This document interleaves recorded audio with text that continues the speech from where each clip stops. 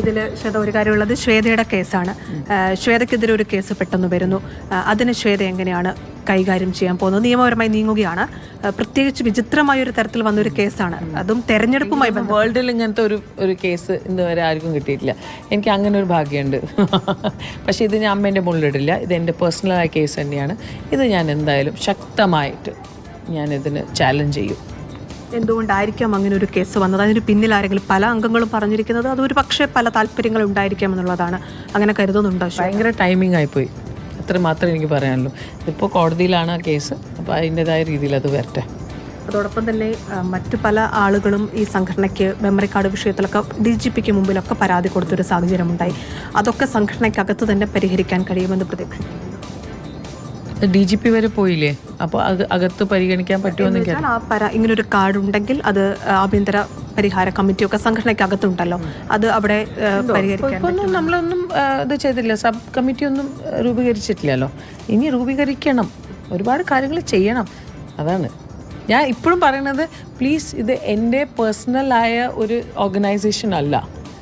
ഇപ്പോൾ നേരത്തെ തന്നെ ശ്വേത മത്സരിക്കുമ്പോഴും സാന്ദ്ര മത്സരിക്കുമ്പോഴൊക്കെ WCC വലിയ അവരത് സ്വാഗതം ചെയ്യുകയൊക്കെ ചെയ്യുന്നുണ്ട്. ഈ മത്സര വിജയം വന്നതിന് ശേഷം അവർ പറഞ്ഞിരിക്കുന്നത് വ്യക്തികൾ എന്നതിനപ്പുറം സിസ്റ്റം മാറുക എന്നതാണ് പ്രധാനമെന്നാണ്. ഒരു പക്ഷേ എനിക്ക് തോന്നുന്നു അവർ ഇവിടെ നിന്ന് രാജിവെച്ച് പോയപ്പോഴും അവർ ആവർത്തിച്ചത് ആ നിലപാടാണ്. സഹപ്രവർത്തകർക്ക് ഞങ്ങൾ പിന്തുണ നൽകുന്നു, സ്ത്രീകൾക്ക് നീതി വേണം എന്നുള്ളതാണ്. ശ്വേതയ്ക്ക് എന്താണ് തോന്നുന്നത്? ഈ പുതിയ കമ്മിറ്റി അതൊരു ചരിത്രമാണ്. വനിത പ്രസിഡന്റ് ആവുകയാണ്. 4 പേർ കീ പോസ്റ്റുകളിൽ വനിതകൾ വരുന്നു. ഒരു സിസ്റ്റം മാറ്റം അമ്മയിൽ സാധ്യമാകുമോ?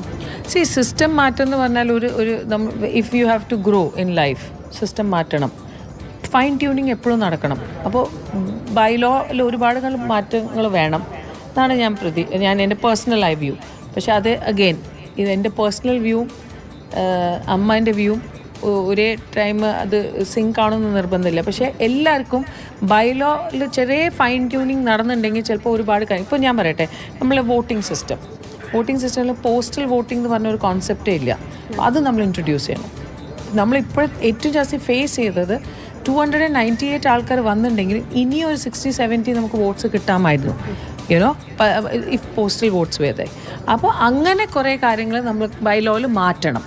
അതുപോലെ പലരും പറയുന്നത് കൈനീട്ടം വാങ്ങുന്ന അംഗങ്ങൾക്ക് വോട്ട് ചെയ്യാൻ കഴിയില്ല എന്നുള്ളത് വലിയ സങ്കടമായി വിഷമമായി. ചാരിറ്റി ഓർഗനൈസേഷനാണ്. പ്ലീസ്, അത് ബൈലോ ചാരിറ്റി ഓർഗനൈസേഷൻ്റെ ലോസ് ഞാനല്ല ഉണ്ടാക്കിയെന്ന് ശ്വേത മേനോൻ സംസാരിക്കുകയായിരുന്നു.